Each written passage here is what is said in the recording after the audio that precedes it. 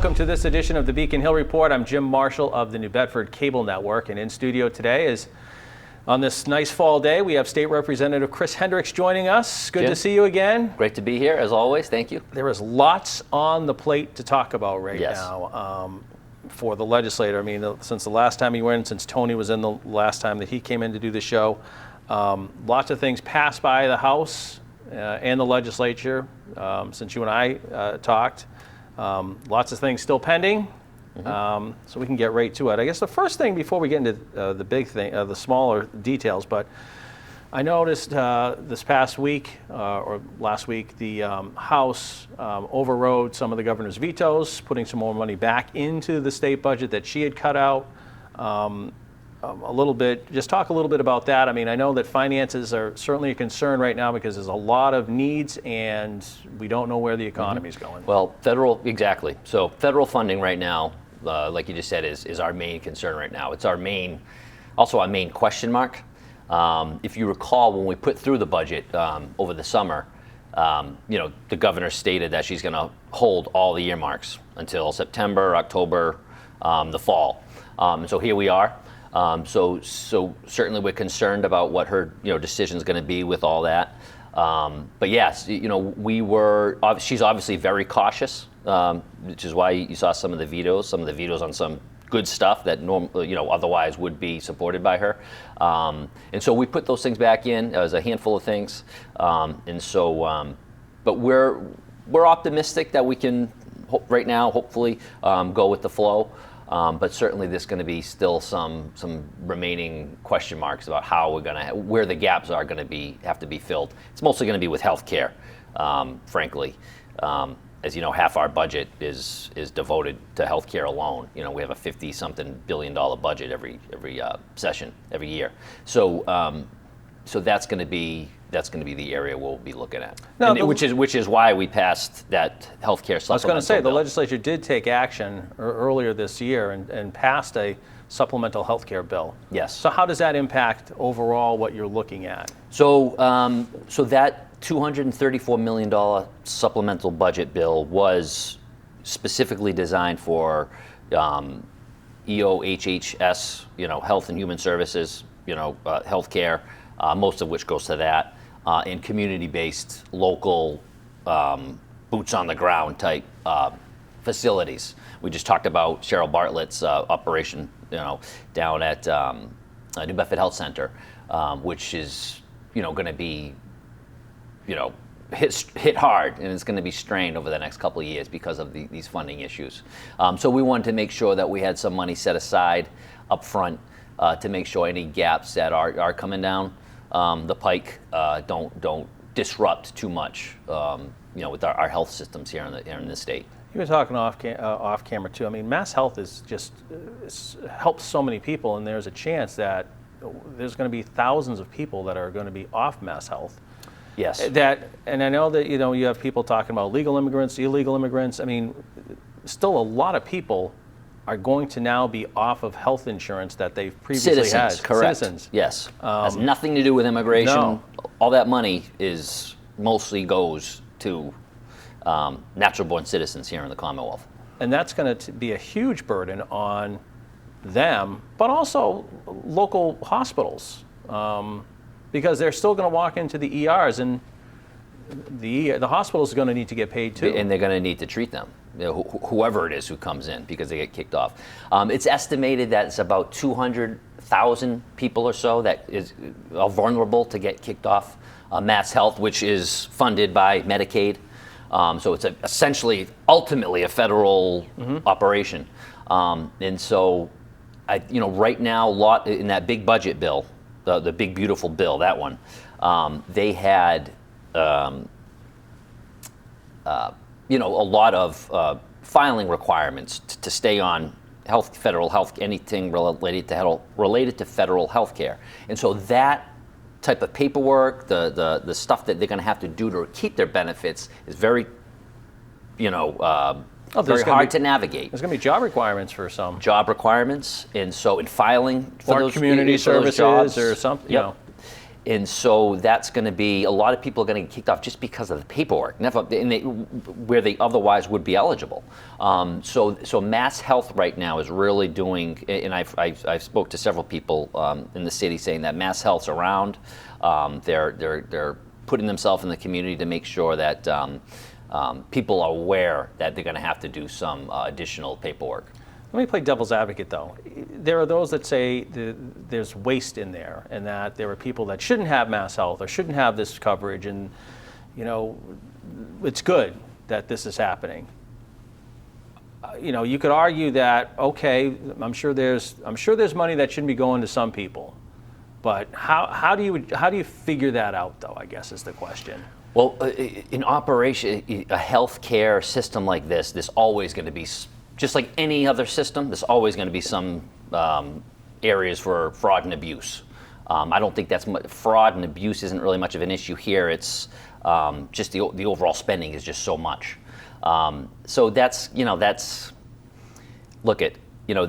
money goes to Massachusetts residents, okay? And when Massachusetts residents get sick or they get injured and they don't have health care, they're gonna get treated anyway, whether you like it or not. And they're gonna put strains and burdens on the emergency departments all across the Commonwealth. So that's what that's gonna look like if all these people get knocked off health care. They're gonna get treated, and it's gonna be our responsibility one way or another. Well, that's the thing too, is I don't think people realize, I mean, for the longest time, there has been, the state has provided funding to hospitals that, as I said, it used to be called the uncompensated care pool. I don't know what it is now, but there was always money in the budget.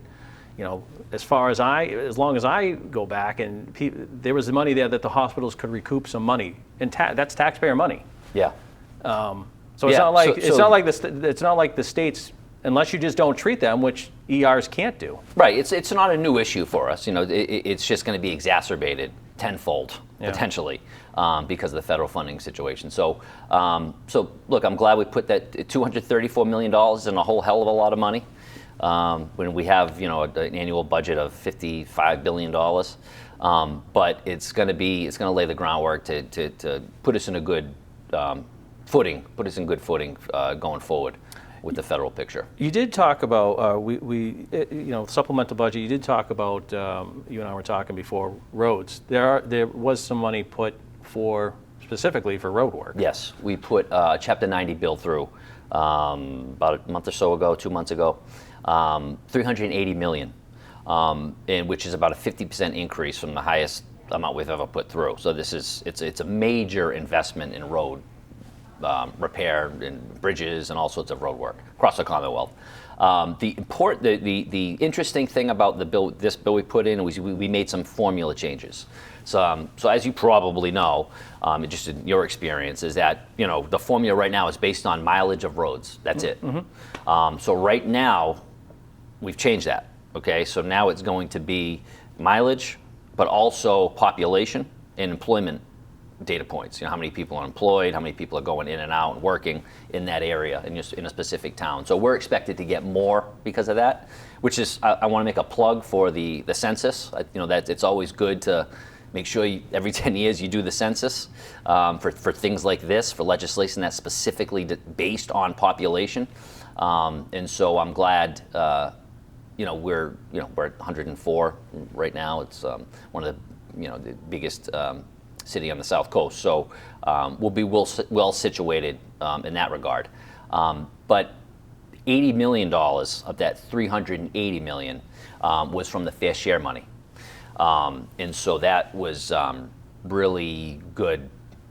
We're seeing a lot of good results relative to the fair share money. They were always expecting yearly revenues of $1 billion or so. We're pushing against $3 billion.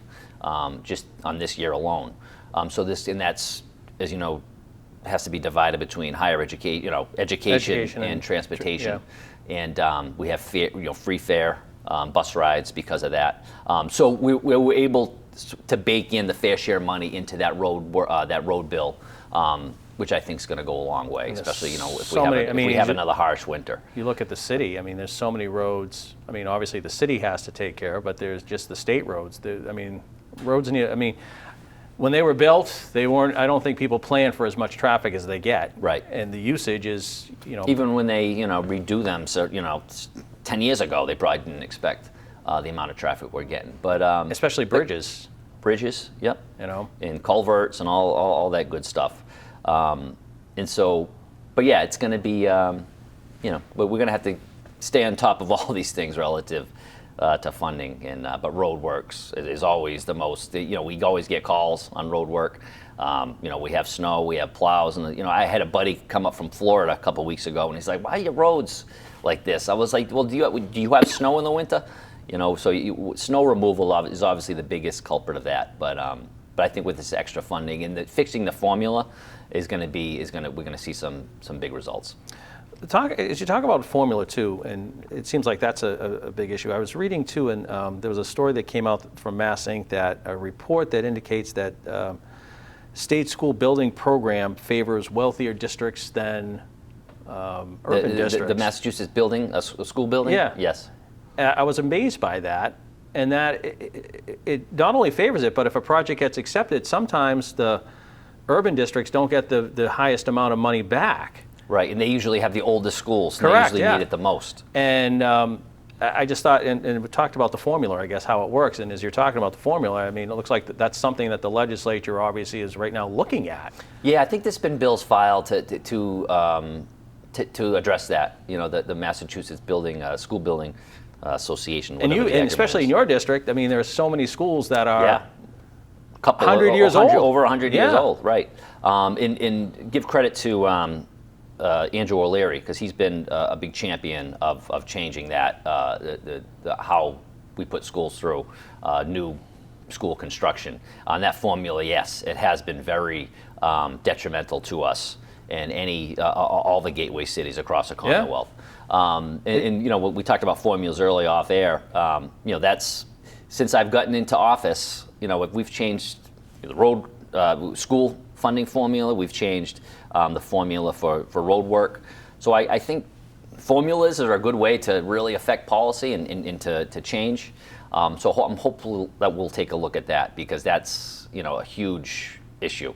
And New Bedford has been suffering long enough because of that formula. Yeah, they said in New Bedford, Boston, urban cities, and new schools like crazy. Yeah, and it was.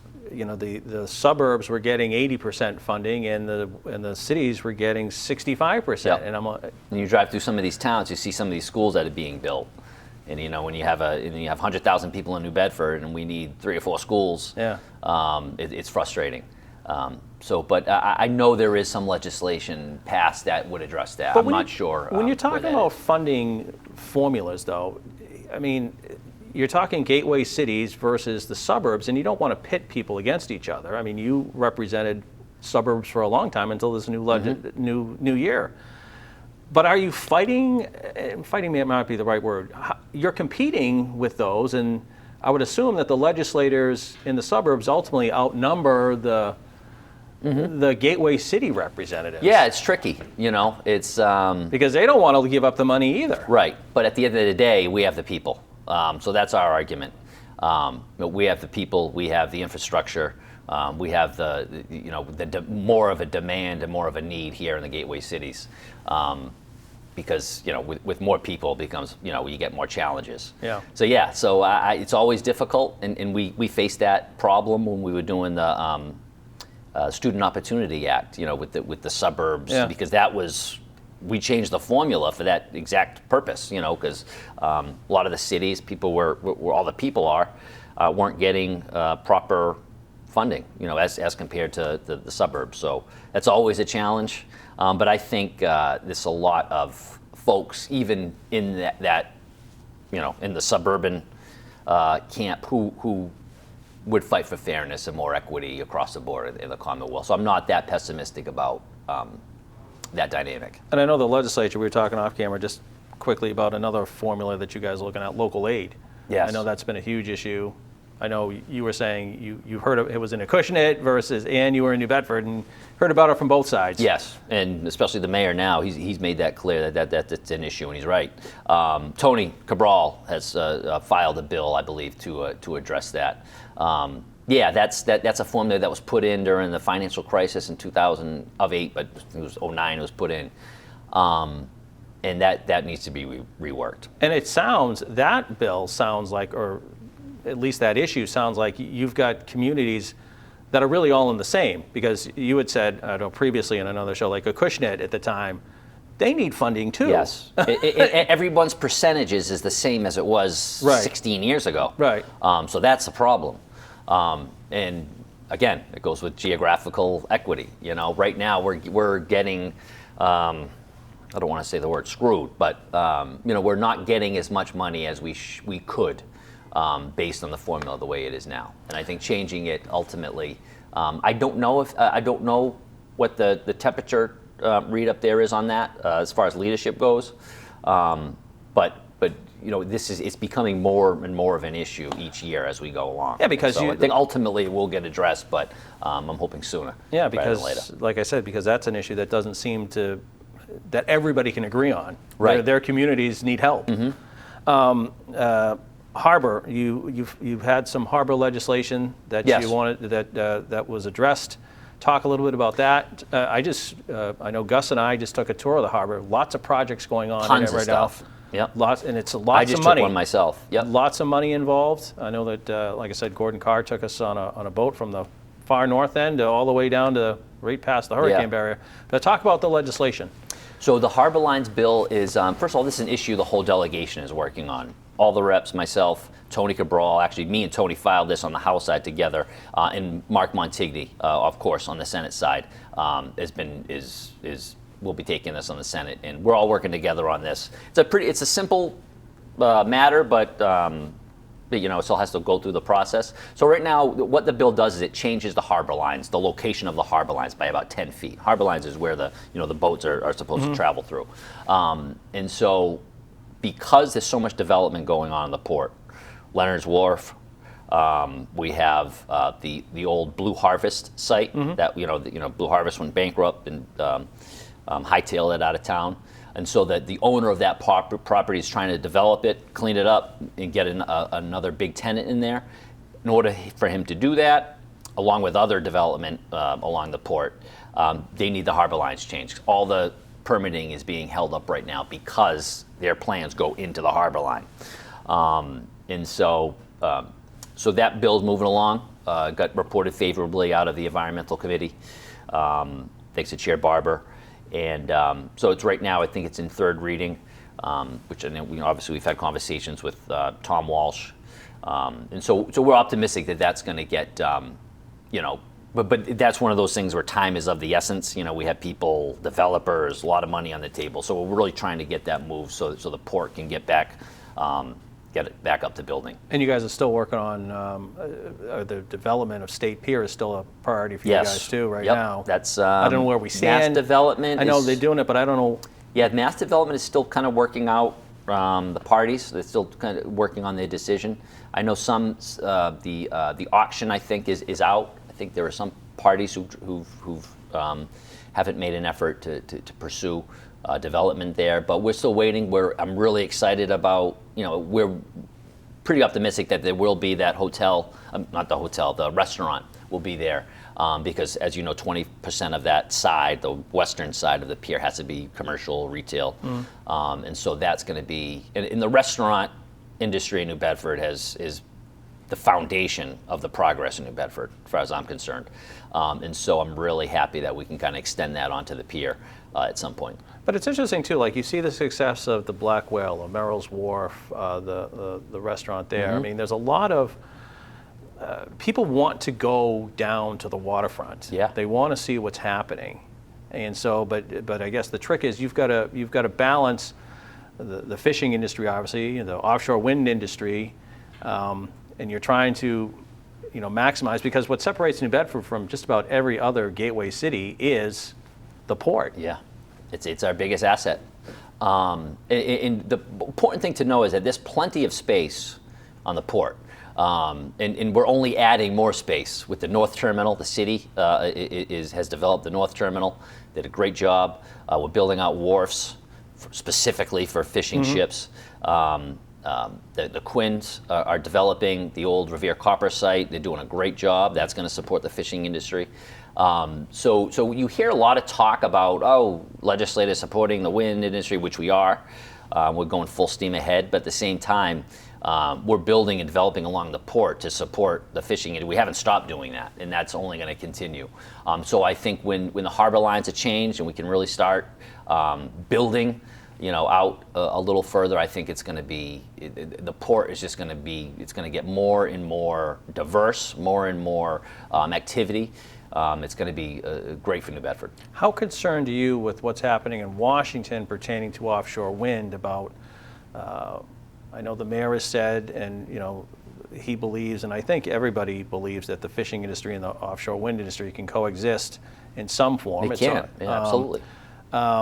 So how, with what's happening there, I mean, a lot of the offshore wind projects, wind energy, are being taken off the table. Yeah, so the future projects, the future development is, a lot of question marks. We don't really know. He pulled some of the permits, and then he indicated that he's for it. So we'll see ultimately. But right now, the current project, the Virginia Wind project, is still moving along, and so they're gonna have. We've met with them. We had a big meeting at the Mass CEC and what their challenges are, and they still that Mass CEC site is just, it's a state of the art dock and pier. It can, the amount of weight that can handle is unbelievable, and so we're anticipating a lot more work to come through there. But right now we don't know what the indefinite, the immediate outlook's going to look like. But hopefully ultimately they'll come around to it, especially when this project starts generating, and it already has started generating, but when it's at its full capacity of generating electricity, we see some of the benefits. And it's an industry that's coming whether people like it or not, with wind, and whether it's Donald Trump in the White House or someone else. It's an industry that's going to be great, and the fossil fuel industry is already, investing in it. So it's not something that's just one group of people, are trying to, to pursue. It's funny, there were Republicans in Congress who are trying to keep it too, because the people have invested in their in their districts, that they don't want to lose that money. Yeah, and I think the administration's coming around to that. It's not as easy just to be against everything. Ultimately you have to say, okay, well, there are benefits to this. Yeah. And so, I'm optimistic that, there'll be some coming around to that. But certainly it's going to be a challenge. Legislature did talk about and address the issue of human trafficking, which has been a huge, kind of in the background issue, but it's been a huge issue in the state. Shout out to Mark Montigny, because he's been for years has been a champion against legislation to combat human trafficking. We passed a bill to make hotels, motels, housing, lodging houses, give training to their employees on human trafficking, and post certain notices relative to human trafficking about where to get help, what to be on the lookout for. Obviously, hotels and lodging houses are where the rubber meets the road. With human trafficking world comes into the normal world, if you will. So it's a smart move to make sure that sector is aware of what human trafficking looks like. And quite frankly, when you have a president who's thinking about pardoning a child sex trafficker, he even said it the other day that he's thinking about it, Ghislaine Maxwell, I think if that ultimately does happen, which would be an utter disgrace, I think bills like this here in Massachusetts will, kind of pick up some of the slack where the federal government otherwise would. And in addition, you guys talked about the SHIELD law as well as something that was addressed. Yes, another move in direct response to what the administration has been doing. So this bill would, I think it was passed a couple of months ago. So it still has to come back with a conference report. It would, we were talking about the SHIELD. The SHIELD, yes. Yeah. And so doctors who provide legal care here in Massachusetts can't be subject to subpoena or any type of law enforcement. In other states, I'll be damned if another state, another jurisdiction is going to come in Massachusetts and try to criminalize behavior that we have deemed lawful here in the state. And so we'll protect confidential information like prescription information for reproductive care, all sorts of patients and providers won't be subject to illegal subpoenas that come from out of state or the federal government. And we got 2 minutes, 3 minutes left here, but I think one issue that we really haven't touched upon, which was right on the top of my list, was the utility rates. I know that you were talking about, quoted in the New Bedford Light, about a huge issue that you, I guess, in a short amount of time that you're going to be taking up, because the rates, according to the proposal, are going to go up 15%, I guess, here in southeastern Mass. The Eversource is petitioning DPU to raise the rates. It'd be about 13 to 15% here on the South Coast. Be a different percentage elsewhere. Right. Actually, it wouldn't be as high, I believe. We're the highest point. We're the highest area. Yes. Yeah. And so we've, Mark Sylvia has been on that, really a big leader on that. I think he drafted a letter that says this is unacceptable. And I think obviously we need to make a long-term policy change to this, because it's just unsustainable. If every winter, every year we have a harsh winter, we're going to have sticker shock prices like we saw this past summer. It's unacceptable. So I think the governor filed a major bill, an omnibus bill related to energy and keeping prices down.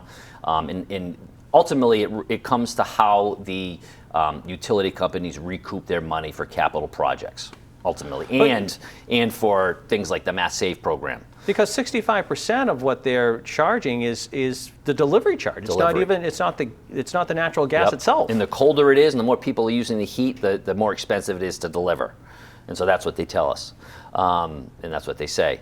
But ultimately, where they're hitting us hard in raising rates is their recoupment, and it's all about how they recoup their money relative to the gas pipeline replacement effort, which has been a 10-year-long process already in existence, and that's a $42 billion project, and so over the course of 30 years or so, and so that's the biggest culprit. A lot of people talk about Mass Save, which obviously it is, and we cut $500 million from Mass Save over the winter because of this, and that will go over the course of 3 years. But that's has to be reworked too, because every time someone utilizes that Mass Save program, the utilities take a hit, and so we've allowed them to recoup their money and raise rates to recoup that money for those projects. So we need to rework all that, and I think the governor's bill that she filed over the winter is a good first step. I'm hearing that this is going to be addressed hopefully this fall, but it could be into next year. But it's going to be coming soon. We got to leave it there. Lots on the table.